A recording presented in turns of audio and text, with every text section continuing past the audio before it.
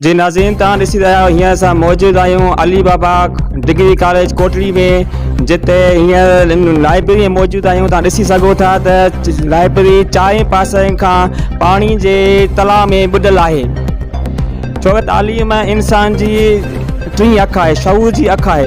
हितां जी इंतिज़ाम नाइली काली सुस्ती जे करे शागिर्दनि जो मुस्तक़बिल तबाही बर्बादी जे किनारे ते पहुतो आहे, पर हितां जी सरकार खे अञा का अखि न पटी आहे।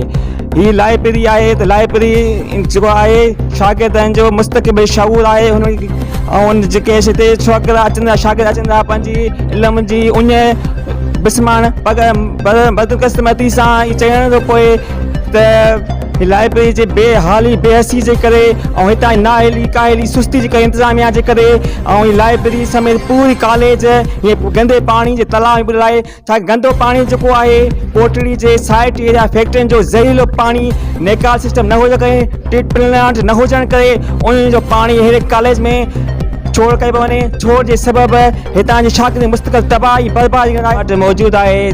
कोटड़ी जो सियासी समाजी शख़्स माण्हू अचो त हुन सां पुछा हुनजा कहिड़ा ख़्यालात आहिनि हिन डिग्री कॉलेज जे तबाही जे बारे में। वॾी महिरबानी अज़हरन साहब, तव्हां बहितरीनु कमु पिया कयो। अली बाबा डिग्री कॉलेज जी हालत तव्हां ॾिसी सघो था। तव्हांजी वॾी महिरबानी जो तव्हां हिते पंहिंजा क़दम रखिया ऐं हिन जी सॼे कॉलेज जी रिकॉर्डिंग कई। असुल में हितां जो प्रिंसिपल साहिबु तमामु पंहिंजी नाअहली जी सुस्ती जो पियो मुज़ाहिरो करे।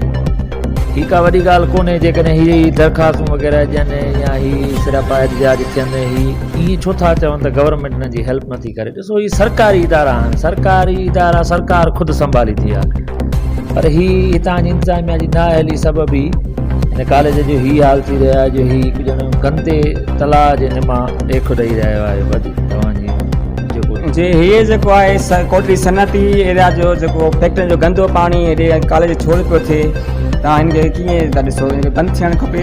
साईं बिल्कुलु हिन ते काफ़ी एहतजाज बि थिया आहिनि, पर हितां जे DC जामशोरो अञा ताईं को बि नोटिस न वरितो आहे।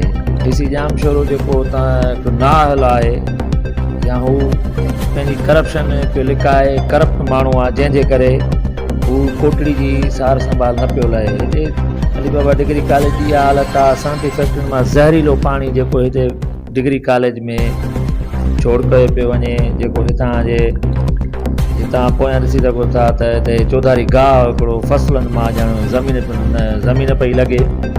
मां तमामु वज़ीर आला सिंध खे अपील कंदुसि त महिरबानी करे हिन मामले जो नोटिस वरितो वञे ऐं हिन अली बाबा डिग्री कॉलेज में जेको ज़हरीलो सनअती फैक्ट्रियुनि मां पाणी अचे थो हुनजी छोड़ बंदि कयो, महिरबानी आला। जी हीअ ॾिसो था त डिग्री कॉलेज हींअर गंदे पाणी तलाउ में ॿुॾी रहियो आहे, का बि सहूलियत न हूंदा आहे। तव्हांजे छा वीचार आहिनि? जी हिन जो इहो आहे त हिन सियासी जेके असांजूं आहिनि रहनुमा, उन्हनि खे हिन ते नोटिस वठणो खपे ऐं बराए महिरबानी हिन ते जेके असांजा स्टूडेंट पढ़नि पिया उन्हनि जो मुस्तक़बिल तबाह थियण खां बचाइण लाइ जेके असांजा सियासी समाजी जेके आहिनि उन्हनि खे थोरो हिन ते नोटिस वठणु खपे। ॿियो हिन जे जेके असां सिंध जे वज़ीर आला साहिब सां अपील था कयूं त असांजे जेको नओं मुस्तक़बिल आहे उनखे अॻिते वधाइण लाइ हिननि शयुनि कॉलेज